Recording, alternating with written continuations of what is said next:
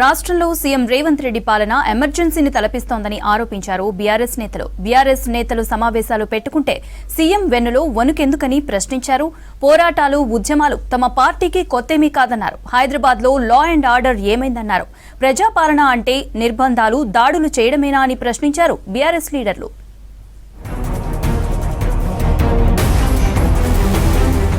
BRS నేతలను ఎక్కడికక్కడే house అరెస్టులు చేయడంపై ఆ party working president KTR fire అయ్యారు. ప్రజాపాలనలో ప్రతిపక్షాలు మీటింగ్ పెట్టుకునేందుకు కూడా అనుమతి లేదా అని ప్రశ్నించారు. ఇందిరమ్మ రాజ్యం అంటూ ఆనాటి ఎమర్జెన్సీ రోజులను అమలు చేస్తున్నారని విమర్శించారు. బీఆర్ఎస్ నేతలు సమావేశం పెట్టుకుంటే సీఎం రేవంత్ రెడ్డి వెన్నులో వణుకెందుకంటూ ఎక్స్ లో పోస్ట్ చేశారు కేటీఆర్. రాష్ట్రంలో సీఎం రేవంత్ రెడ్డి పాలన ఎమర్జెన్సీని తలపిస్తోందని ఆరోపించారు మాజీ మంత్రి ఎమ్మెల్యే హరీష్ రావు. రేవంత్ రెడ్డి కుట్రలో భాగంగానే బీఆర్ఎస్ నేతలపై దాడులు జరుగుతున్నాయని ఫైర్ అయ్యారు. హైదరాబాద్ లో లా అండ్ ఆర్డర్ ఏమైందని ప్రశ్నించారు హరీష్ రావు. గాంధీ గారికి పాయిలెట్ ఇచ్చి అడిషనల్ డీసీపీ గారిని ఎస్కార్ట్ గా పెట్టి 8 పోలీస్ స్టేషన్లు దాటించి మా కౌశిక్ రెడ్డి గారి ఇంటి వరకు తెచ్చి దాడి చేయించారే, మరి నిన్న ఏమైంది మీ లా అండ్ ఆర్డర్ అని అడుగుతా ఉన్నా. గాంధీ గారిని నిన్న ఆపుంటే ఈ హైదరాబాద్ బ్రాండ్ ఇమేజ్ ఇంత దెబ్బతినేదా? కూకట్పల్లి నుంచి 2 గంటలు ప్రయాణం చేసి 8 పోలీస్ స్టేషన్లు దాటి కౌశిక్ రెడ్డి గారు ఉండే గేటెడ్ కమ్యూనిటీ వరకు కూడా తీసుకొచ్చి ఇంటి లోపలికి పంపించి దాడి చేయించారు కదా. మరి నిన్నేమైంది డీజీపీ గారు? ఖమ్మం పోతే మా మీద రాళ్ల దాడి చేస్తే, ఎమ్మెల్యేల మీద రాళ్ల దాడి చేస్తే 10 రోజులైనా ఎఫ్ఐఆర్ ఇష్యూ కాలేదు. 10 రోజులైనా ఆ గుండాలను ఇంతవరకు అరెస్ట్ చేయలేదు. రాష్ట్రంలో ప్రజాప్రతినిధులకు రక్షణ లేదన్నారు ఎమ్మెల్యే పాడి కౌశిక్ రెడ్డి. తనపై హత్యాయత్నం చేశారని ఆరోపించారు. చిల్లర రాజకీయాల కోసమే ప్రాంతీయ విద్వేషాలు రెచ్చగొడుతున్నారని ఫైర్ అయ్యారు. బీఆర్ఎస్ నేతలపై ప్రభుత్వం దౌర్జన్యం చేస్తుందన్నారు పాడి కౌశిక్ రెడ్డి. పోలీసు వాళ్ళు దగ్గర ఉండి గాంధీ గారికి ఎస్కాట్ ఇచ్చి ఆ గుండాలని తీసుకొని వచ్చి నన్ను సంపించే ప్రయత్నము నిన్న చేసిరు కదా. ఎందుకట్లా చేసిరని నేను అడుగుతా ఉన్నా. పోలీసు వాళ్ళు వచ్చిన వాళ్ళ 30-40 మందిని ఇలా సైబరాబాద్ పోలీస్ అనేది ఆ 30-40 మందిని ఆపలేకపోయినరా?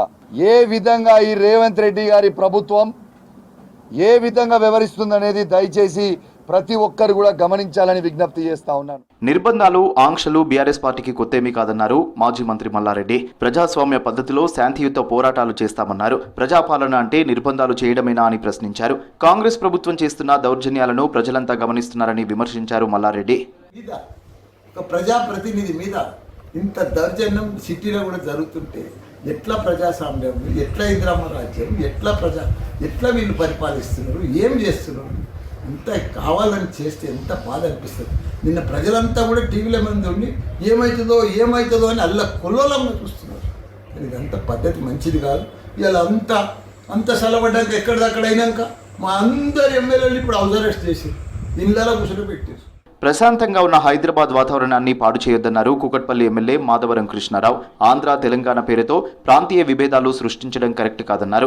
ఎమ్మెల్యేలు కౌశిక్ రెడ్డి, అరికపూడి గాంధీ ఇద్దరు తమ భాషను మార్చుకోవాలన్నారు మాధవరం. ఏదైతే కౌశిక్ రెడ్డి నిన్న ఒక పదం వాడిండో నేను కూడా కౌశిక్ రెడ్డి కూడా నిన్న చెప్పడం జరిగింది.